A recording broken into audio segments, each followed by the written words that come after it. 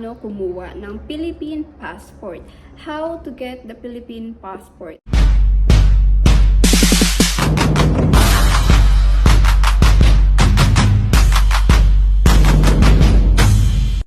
Hi guys, it's me Trisha and welcome back to my channel. So for today's video, i-share ko lang kung paano kumuha ng Philippine passport. How to get the Philippine passport. And itong i-share ko is based lang sa akin na experience sa pagkuha ng Philippine passport. So first guys, kailangan mo mag-schedule ng appointment sa passport.gov.ph. Ilalagay ko na lang sa baba para ma-check nyo at makita nyo yung link doon.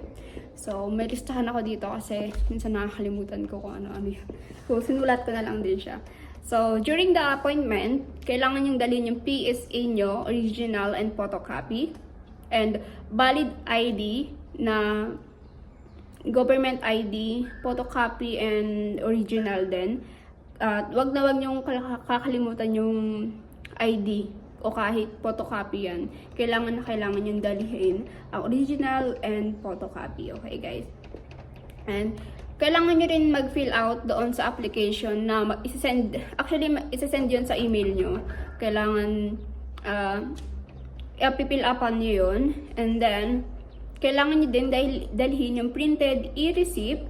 Ito ay makikita nyo rin sa email na ilalagay nyo kapag kayo ay nag-set ng appointment sa online. So guys, yung sinabi ko palang pipilapan nyo is makikita nyo rin pala yan sa may email nyo na pinagpilapan nyo nung kayo ay nag-set ng appointment sa pagkuha ng Philippine passport. So guys, kapag nag-fill up kayo at nilagay nyo yung name nyo doon sa online na ginawa ninyo, make sure na ang name nyo ay tama sa nakalagay sa birth certificate ninyo.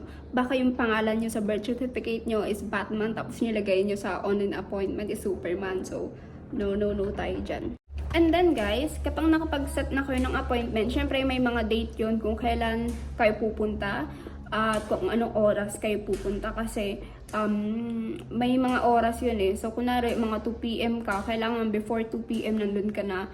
And may mga kasabayan ka rin na 2 PM din yung appointment nila sa pagkuha ng Philippine passport. So guys, ano nga po ba yung dapat yung gawin kapag andun na kayo? Or before kayo pumunta doon sa lugar kung saan kayo kukuha ng Philippine passport. First guys, kailangan yung magsuot ng formal na damit. At sa mga babae, kailangan yung makeup nyo is light lang. And pag andun kayo, tatanggalin nyo yung earrings, necklace, and then ring nyo, and eyeglass, kailangan nyo ring remove yan. So kung may kulay naman yung buhok nyo, okay lang yan. Kasi ako, may kulay yung buhok ko, pero hindi naman halata doon nung oras na pinicturean ako. Kasi pipicturean kayo dun, guys. Sa huli nyo na kayo pipicturean. So guys, nagsulat ako dito ng step by step. So I write the step 1 to step 5. So step 1 is information counter, no? Doon yung i-check yung mga details nyo, information nyo, kung correct ba or hindi, ganun. So sa step 2 naman is processing section na yun guys. Ipaprocess na yung mga kailangan i-process at gaya ng sabi ko, make sure na complete lahat ng requirements na dala ninyo. PSA birth certificate, photocopy and original, valid ID na photocopy and original din, and e-receipt na makukuha nyo yun sa inyong email na nilagay nyo nung araw na nag-set kayo ng appointment. Okay? And step 3 is cashier. Magbabayad na kayo.